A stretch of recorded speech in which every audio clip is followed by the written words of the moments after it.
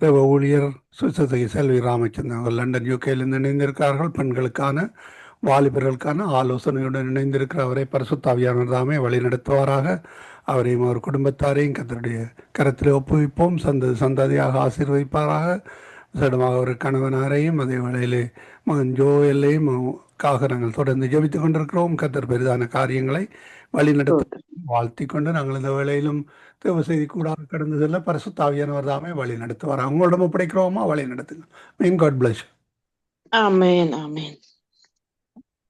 சங்கமம் என்ற இந்த வானொலி ஸ்தாபனத்தின் மூலம் நம்முடைய கர்த்தராகிய இயேசு கிறிஸ்துவினுடைய பரிசுத்த வேதாகமத்திலிருந்து தேவனுடைய வார்த்தைகளை பகிர்ந்து கொள்ளும்படியாய் அடிமைக்கு கர்த்தர் தருகின்ற இந்த தருணங்களுக்காக கர்த்தரை நான் நன்றியோடு நான் ஸ்தோத்தரிக்கின்றேன்.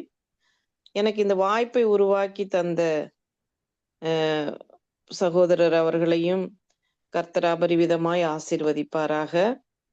இந்த நாளிலும் கர்த்தருடைய நாம மகிமைப்படும்படியாய் யோபு 28ஆம் அதிகாரத்திலிருந்து ஒரு சில வசனங்களை நான் பகிர்ந்து கொள்ள வாஞ்சிக்கிறேன். அநேக முறைகள் இந்த வசனத்தை நான் பகிர்ந்து இருக்கிறேன் இந்த வானொலியிலே. ஆனாலும் இந்த வாரத்திலே நான் இந்த அதிகாரத்தை அதிகமாய் தியானித்து அதில் உள்ள காரியங்களையே நான் பகிர்ந்து கொண்டேன். பல இன்னொரு ஜூம்லையும் நான் பகிர்ந்து கொண்டேன். எனவே அந்த வசனங்களே இந்த நேரத்திற்கு நமக்கு ஆசீர்வாதமாய் இருக்கும் என்று நான் வாஞ்சிக்கிறேன். இந்த நாட்களிலே நாம் பார்க்கிற காரியங்கள் அநேக உலக பிரகாரமான ஞானம் நிறைந்த காரியங்கள் இருக்கிறது. நான் சமீபத்திலே நான் பார்த்தேன், செய்தி பார்த்தேன். எப்படியாக உலகம் முழுவதற்கும் ஒரே வைஃபை வரப்போகிறது என்று சொன்னார்கள். அது எப்படி எனக்கு தெரியாது. ஆனால் அதனுடைய அந்த தலைப்பை நான் வாசித்தேன். அப்படியாய் டெக்னாலஜிகள் முன்னேறி கொண்டிருக்கிறது. விஞ்ஞானங்கள் வியக்கத்தக்க விதத்திலே அதிகமாக காரியங்கள் நடைபெற்று கொண்டிருக்கிறது. ஆனால் வேதாகம புத்தகத்திலே நமக்கு அநேக காரியங்கள் கர்த்தர் நமக்கு நம்முடைய மனக்கண்களுக்கு கர்த்தர் வெளிப்படுத்தின காரியங்களை நாம் இந்த நாளிலே பார்க்க போகிறோம். 66 புத்தகங்களிலே பழமையான புத்தகம் யோபு புத்தகம். இந்த யோபு புத்தகம் எழுதப்பட்டு கிட்டத்தட்ட 2000 கிமு 2000 இருக்கிறது. கிறிஸ்துவுக்கு பின் இப்பொழுது நாம் 2025 வாழ்கிறோம். அதற்கு முன்பதாகவே 2000 ஆண்டுகளுக்கு முன்பதாகவே இது எழுதப்பட்டது என்று சொல்கிறார்கள். அவ்வளவு பழமையான புத்தகம் யோபு. யோபு வாழ்ந்த காலங்கள் சரியாக நிர்ணயிக்க முடியாது என்று சொல்கிறார்கள். ஆனால் யோபு, நோவா இவர்களுடைய பெயர்கள் ஒன்றாக எசேக்கியேல் புத்தகத்தில் எழுதப்பட்டிருக்கிறது. பாருங்கள், யோபுவை குறித்து நாம் பார்க்கும் பொழுது யோபுவை இந்த நாளிலே அநேகர் வித்தியாசமாக பிரசங்கம் செய்வார்கள். ஆனால் நான் எப்பொழுதுமே யோபுவை ஒரு விஞ்ஞானியாகத்தான் பார்க்கிறேன். நான் இப்பொழுது சொன்னேன், வியக்கத்தக்க விதத்தில் உலகம் முழுவதற்கும் வைஃபை வரப்போகிறது. அதாவது நம் வீட்டிலே வைஃபை வைக்க தேவையில்லை என்பது போல. அப்படி என்றால் யாரோ ஒருவர் நம்மை கண்காணிக்க போகிறார்கள். யாரோ ஒருவருக்குள் கட்டுப்பாட்டுக்குள் நாம் போக போகிறோம். யோபு புத்தகம் ஏன் மிக மிக பழமையானது என்பதை நான் முதலாவது சொல்லுகிறேன் என்றால், இந்த யோபு புத்தகத்திலே அதிசயங்களும் ஆச்சரியங்களும் காணப்படுகிறது. நான் சொன்னேன், யோபு மிகவும் பழமையான ஒரு புத்தகம். அதாவது ஆதியாகமம், யாத்ராகமம், லேவியராகமம், எண்ணாகமம், உபாகமம், இந்த 5 ஆகமங்கள் மோசேயினால் எழுதப்படும் முன்பதாகவே யோபு புத்தகம் எழுதப்பட்டது என்று சொல்லுகிறார்கள். யார் எழுதினது என்று சரியாக தீர்மானிக்கப்படவில்லை. அப்படி இருக்கும் பொழுது இந்த யோபு புத்தகத்திலே பூமி அந்தரத்திலே தொங்க வைக்கப்பட்டிருக்கிறது என்று பார்க்கிறோம். யோபு 26ஆம் அதிகாரம் 7வது வசனம், அவர் உத்தர மண்டலத்தை வெட்ட வெளியிலே விரித்து பூமியை அந்தரத்திலே தொங்க வைக்கிறார். யோபுதான் அதை சொல்லுகிறார் தன்னுடைய நண்பர்களுக்கு மறுமொழியாய் அவர் சொல்லுகிறார். அப்படியே அந்த 26ஆம் அதிகாரத்திலிருந்து தொடர்ச்சியா யோபு பேசிக்கொண்டே இருக்கிறார். 29, 30, அப்படியே 31 அவர் யோபுதான் அந்த பதிலாக ஒரு பாடல். அதாவது இந்த யோபு புத்தகம் ஒரு கவிதை நடையில் எழுதப்பட்டிருக்கிறது. பாடல் புத்தகங்களோடு இணைக்கப்பட்டிருக்கிறது. உன்னத பாட்டு, யோபு, சங்கீதம் இவைகள் எல்லாம் ஒரு தொகுப்பாக இணைத்திருக்கிறார்கள். இந்த யோபு புத்தகத்திலே பழமையான, அதாவது என்ன என்னுடைய கருத்து என்றால், விஞ்ஞானிகள் இந்த நாளிலே சேட்டலைட்டை அனுப்பி சேட்டலைட் அநேக வானத்தின் பல காரியங்களை, கோள்களை நமக்கு படம் பிடித்து காட்டி நாம் இந்த பூமி தொங்குகிறது என்பதை அறிந்து கொள்ளுகிறோம், தெரிந்து கொண்டோம் இந்த நூற்றாண்டுகளில்தான். ஆனால் இது ஆயிரக்கணக்கான ஆண்டுகளுக்கு முன்பதாகவே வேதாகமம் நமக்கு எடுத்து சொல்லுகிறது. பூமியை அந்தரத்திலே தொங்க வைக்கிறார், அவர் தொங்க வைக்கிறார். அடுத்த வசனங்களை நாம் பார்ப்போமானால் அவர் கேலக்சி பற்றியும் மில்கி வேஸ் பற்றியும் நட்சத்திரங்களுடைய திரள்கள் எல்லாவற்றையும் குறித்து நாம் பார்க்கிறோம். யோபுவினுடைய ஒரு புத்தகத்திலே தான் சர்வ வல்லவர் என்ற வார்த்தை அதிகமாய் 31 முறை வருகிறது.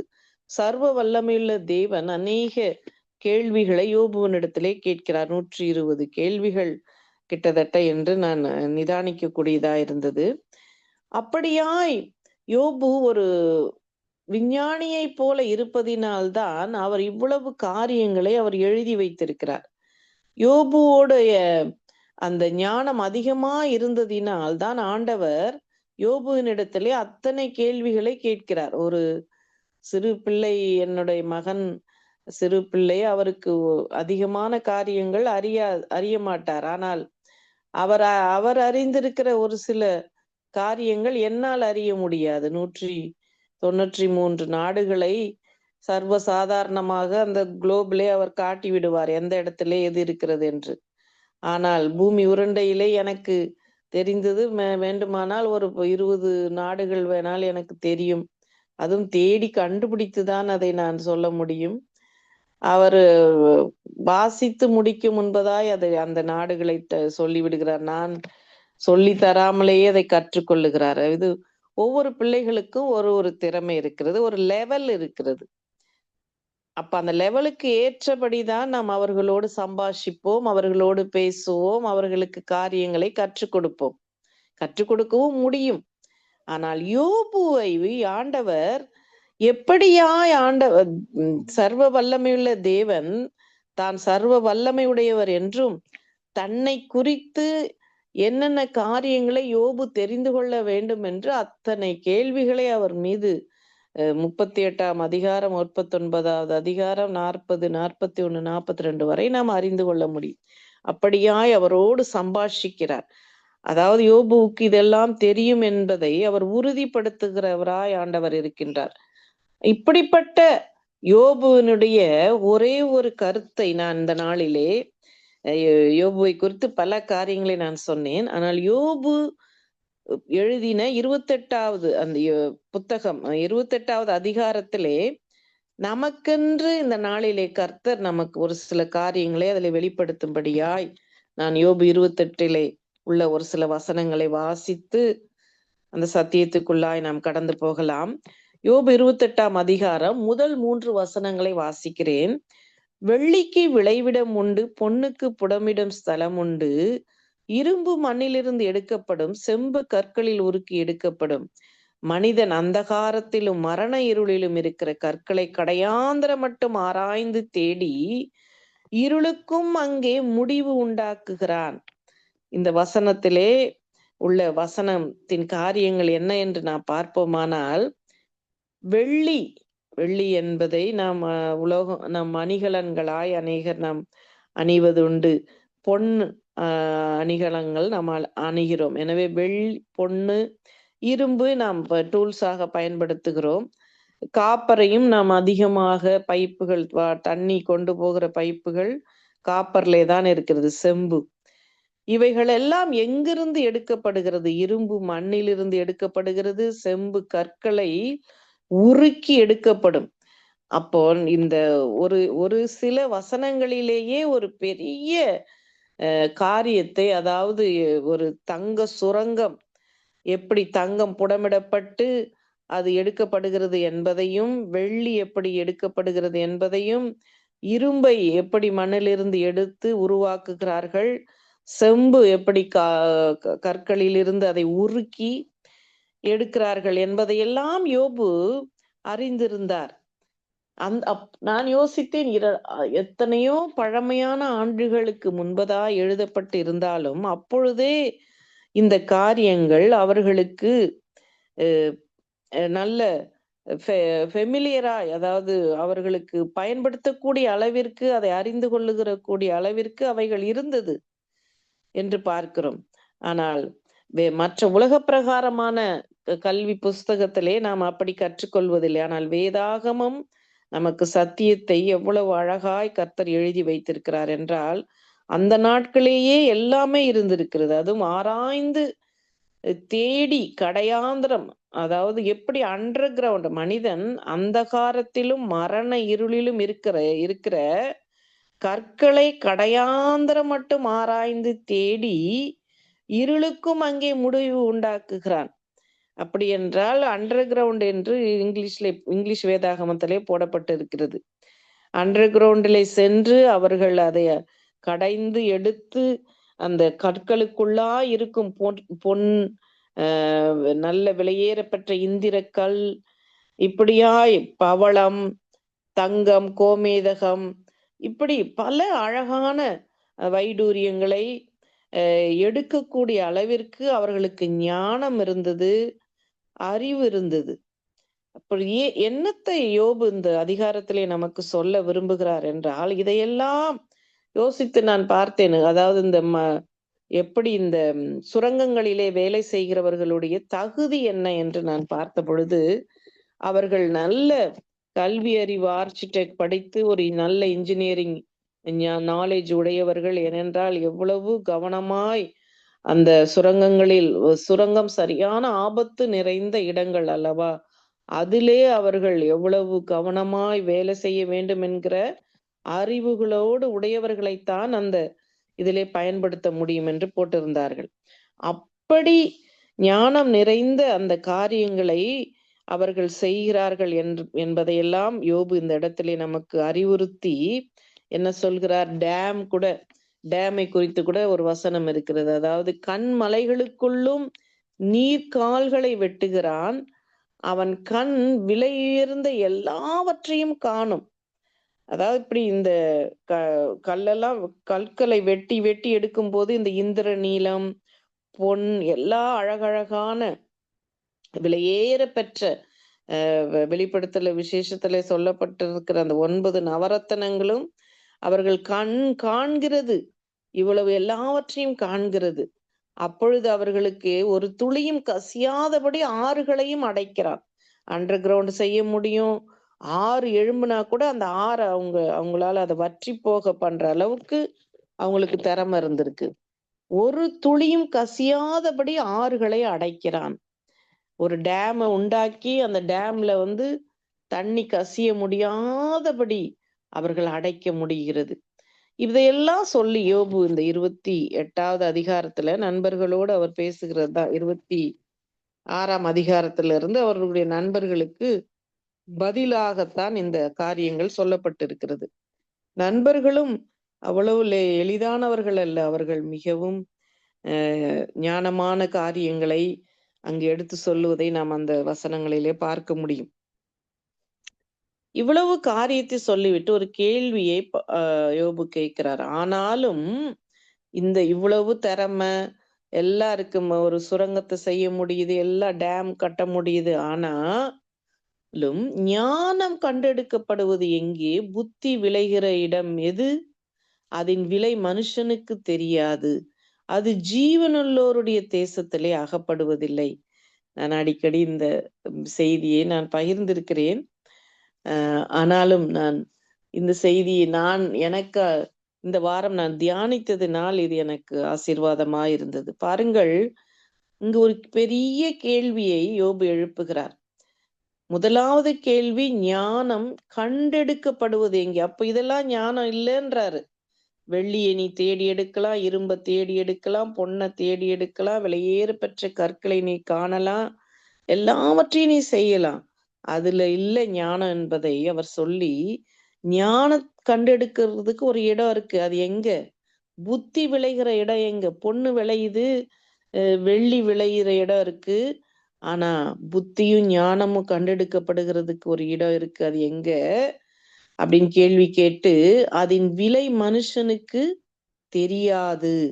அது ஜீவனுள்ளோருடைய தேசத்திலே அகப்படுகிறது இல்லையா? அல்லேலூயா. நம்முடைய தேவன் சர்வ வல்லமையுடைய தேவன்.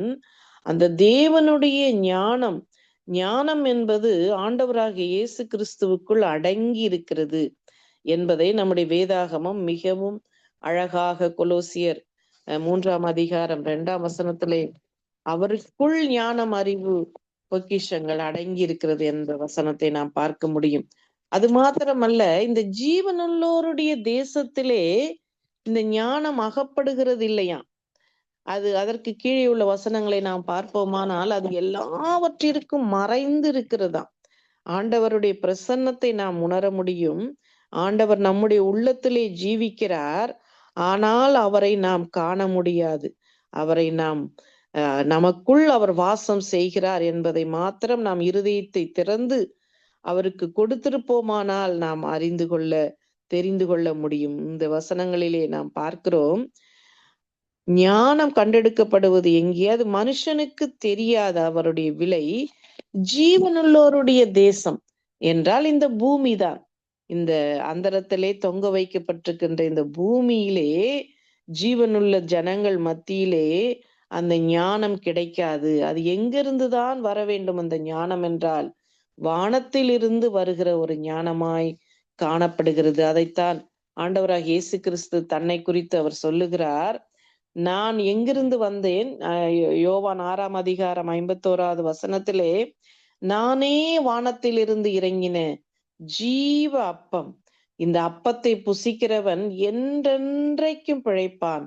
நான் கொடுக்கும் அப்பம் உலகத்தின் ஜீவனுக்காக நான் கொடுக்கும் என் மாம்சமே என்றார். பாருங்கள், கர்த்தர் என்ன இந்த வசனத்திலே நமக்கு சொல்லுகிறார் என்றால், நான் தான் வானத்திலிருந்து இறங்கி வந்தவர். இந்த ஜீவனுள்ளோருடைய தேசத்திலே இந்த ஞானம் கிடைக்கிறதில்லை.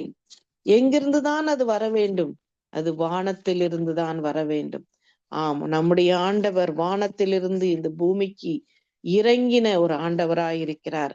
அவருக்குள் ஞானம், அறிவு என்ற பொக்கிஷங்கள் அடங்கி இருக்கிறது என்பதை இந்த வேதாகமம் நமக்கு மிகவும் தெளிவாய் சொல்லப்பட்டிருக்கிறது. 1 கொரிந்தியர் 1ஆம் அதிகாரத்திலே உள்ள ஒரு வசனத்தை வாசிக்கிறேன். சிலுவையை பற்றிய உபதேசம் கெட்டு போகிறவர்களுக்கு பைத்தியமா இருக்கிறது, ரட்சிக்கப்படுகிறவர்களுக்கோ அது தேவ பலனா இருக்கிறது.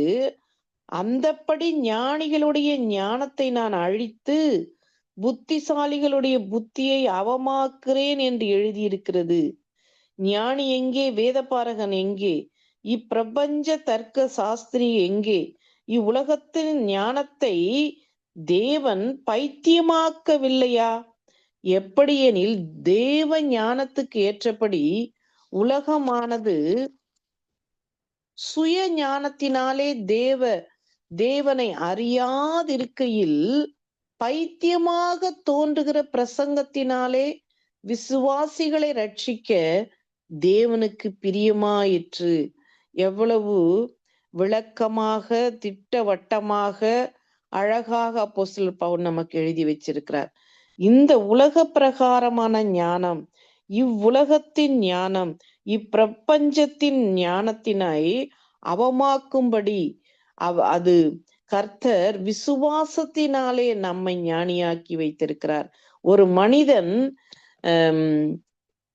விண்கலத்திற்கு சென்று வரலாம், ஸ்பேஸுக்கு சென்று வரலாம், விண்வெளிக்கு சென்று வரலாம். ஆனால் ஆண்டவராகிய இயேசு கிறிஸ்துவை தன்னுடைய உள்ளத்திலே ஒரு விசுவாசத்தோடு ஏற்றுக்கொண்டு அந்த ரட்சிப்பை பெறும் பொழுது அவனுக்குள் ஞானம், அறிவு, நீதி, பரிசுத்தம், மீட்பு எல்லாவற்றையும் அடங்கின ஆண்டவராகிய இயேசு கிறிஸ்துவுக்குள். ஏனென்றால் அவருக்குள் தான் எல்லாம் அசைகிறது, எல்லாமே நடக்கிறது என்று பார்க்கிறோம்.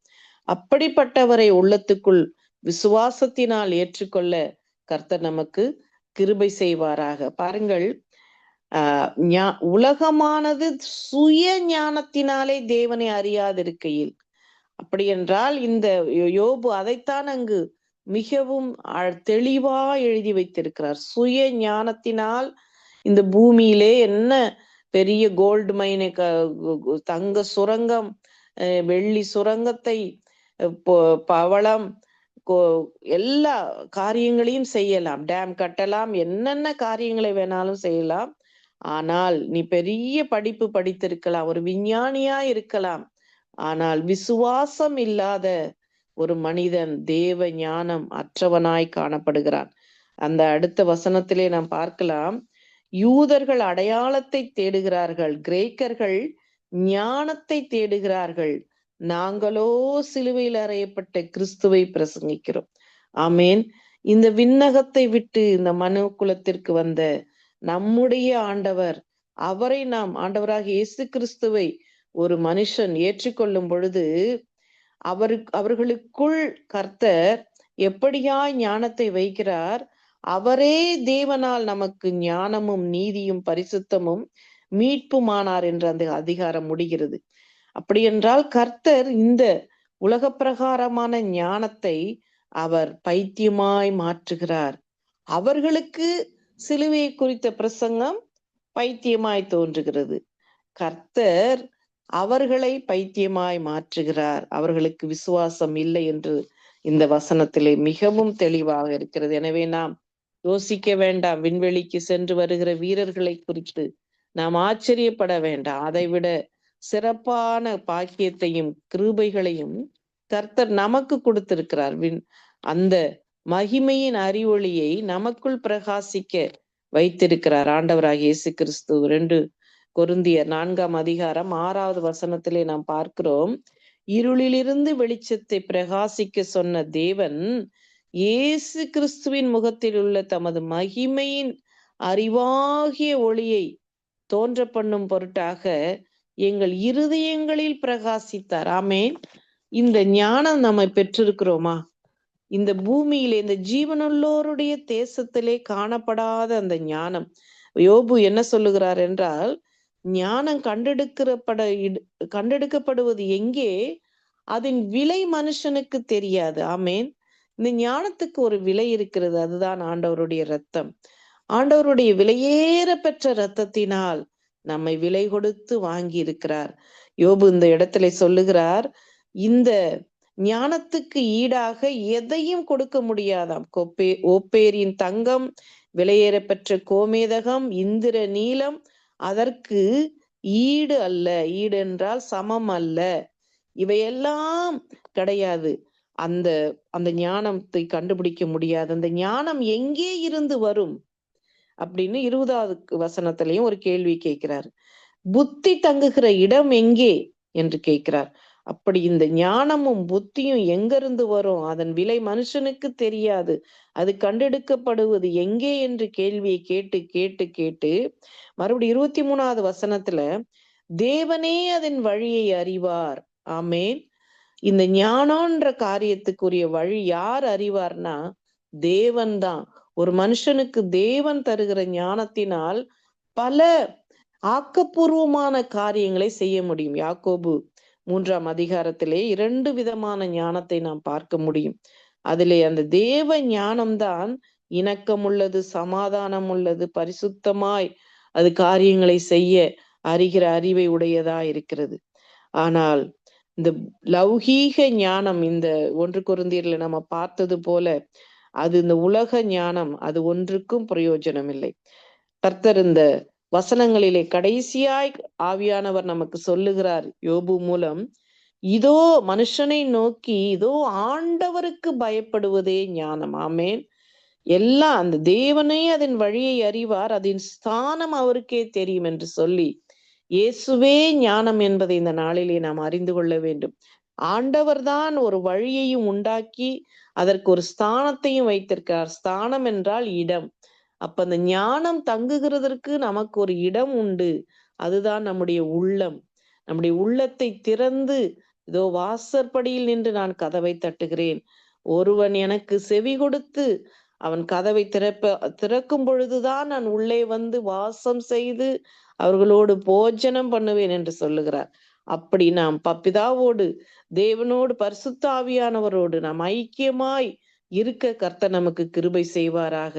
ஆண்டவரை நாம் ஏற்றுக்கொள்ளும் பொழுது நமக்குள் ஞானம், அறிவு என்ற பொக்கிஷங்கள் அடங்கி இருக்கிறது மாத்திரமல்ல, ஆண்டவருக்கு பயப்படுகிற அந்த பயத்தோடு கூடிய ஞானம் நமக்கு இருக்கும். பொல்லாப்பை விட்டு விலகுகிற ஒரு புத்தி நமக்குள் வாசம் செய்கிறார் ஆவியானவர். ஆமேன். எனவே நாம் கண்களை மூடி கர்த்தரை நோக்கி நாம் பார்ப்போம். இயேசுவே இந்த ஞானம், அறிவு, பொக்கிஷம் என்று அநேக வசனங்கள் சொல்லுகிறது வேதாகமத்திலே. நாம் அவரை ஏற்றுக்கொள்ளும் பொழுது நமக்கு தெய்வீக ஞானம் நம்மை ஆட்கொள்ளும். அந்த ஞானத்தின் மூலம் நீங்கள் வாலிபர்களாக இருக்கலாம், குடும்பஸ்திரிகளாக இருக்கலாம், யாராக இருந்தாலும் நம்மை வழிநடத்த, நம்மை காத்து கொள்ள, நம்மோடு கூட அவர் வாசம் செய்து நம்மை எந்த வழியிலே நாம் நடக்க வேண்டும் என்று நமக்கு அவர் வழிகாட்டியாய், பயப்படாதே, நான் உன் வலப்பக்கத்திலே இருந்து நான் உன் கரம் பிடித்து நான் உன்னை வழி நடத்துவேன் என்று கர்த்தர் நம்மோடு இருந்து நம்மை வழி நடத்த, அவர் யோசனையிலே பெரியவரும் செயல்களிலே மகத்துவமும் ஞானம் நிறைந்த ஆண்டவராய் அவர் இருக்கிறார். அவர் சர்வ ஞானியாய் அவர் இருக்கிறார். நம் கண்களை மூடி கர்த்தரை நோக்கி நாம் பார்ப்போமா? ஸ்தோத்திரம் தகப்பனே, நீரே ஞானம் என்பதை நாங்கள் அறிந்து கொள்ள எங்களுக்கு இந்த நாளிலே இந்த வசனங்களை தியானிக்க கொடுத்த நேரங்கள், காலங்கள், நிமிஷங்களுக்காக மக்கு நன்றி நன்றி என்று சொல்லுகிறேன். இந்த சங்கமம் என்ற இந்த வானொலி மூலம் ராஜா உடைய வசனங்கள் பரவ, அது ஒளிபரப்பப்பட நீர் செய்கிற எல்லா கிருபைகள், ஸ்லாக்கியங்களுக்காக மக்கு நாங்கள் நன்றி நன்றி என்று சொல்லுகிறோம். அப்பா, அந்த வானொலியை நடத்துகிற சகோதரர், அவருடைய மனைவி, பிள்ளைகள், பேர பிள்ளைகளை விசேஷமாய் நீர் பேராய் நீர் ஆசீர்வதித்து அவர்கள் உள்ளம் இல்லம் அப்பா உமக்கு சொந்தமாய் நடக்க என் தேவன் கிருபை செய்யும்படியாய் ஜெபிக்கிறேன். ஊழியத்தின் எல்லைகளை விரிவாக்கும் அடிமையின் தாழ்த்தி ஒப்பு கொடுக்கிறேன். இந்த வானொலியை கேட்கிற ஒவ்வொருவரும் இந்த வசனங்கள் மூலம் ஆசீர்வாதம் அடைய என் தேவன் பலப்படுத்தி வழிநடத்தும்படியாய் எங்களுக்காக மரித்து உயிர்த்து சதாகாலமும் ஜீவிக்கின்ற இயேசுவின் நாமத்தினால் ஜெபிக்கிறேன் நல்ல பிதாவே. ஆமேன் ஆமேன்.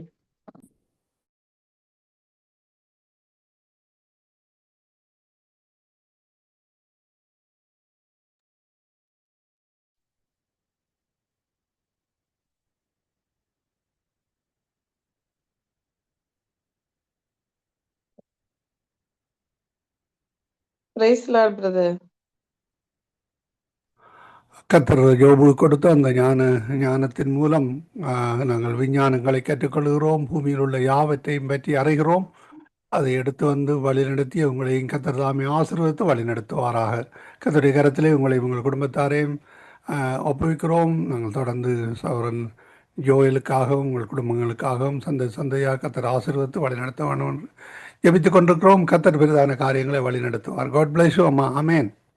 ஆமேன். நன்றி பிரதர். கர்த்தர் உங்களை ஆசீர்வதிப்பாராக. ஆமேன் ஆமேன் ஆமேன். அருமையானவர்களே, எங்களுடன் தேவ ஊழியர் சுசதை செல்வி ராமச்சந்திரன் அவர்கள் லண்டன் யூகேலிருந்து இணைந்து அவருடைய மாலை வேளையிலும் இணைந்து கர்த்தருடைய வார்த்தைகளை எடுத்து வந்து விதைத்திருக்கிறார்கள். கர்த்தர் தாமே வேதத்தில் உள்ள ரகசியங்களை, அதிசயங்களை எடுத்து வந்து யோபுவின் மூலம் எடுத்து வந்து வழிநடத்திய அவரையும் குடும்பத்தாரையும் கர்த்தர் தாமே ஆசீர்வதித்து வழிநடத்துவாராக என்று வாழ்த்தி கொண்டு நான் இந்த வேளையிலும் நன்றியம்மா. God plus. ஆமேன் ஆமேன்.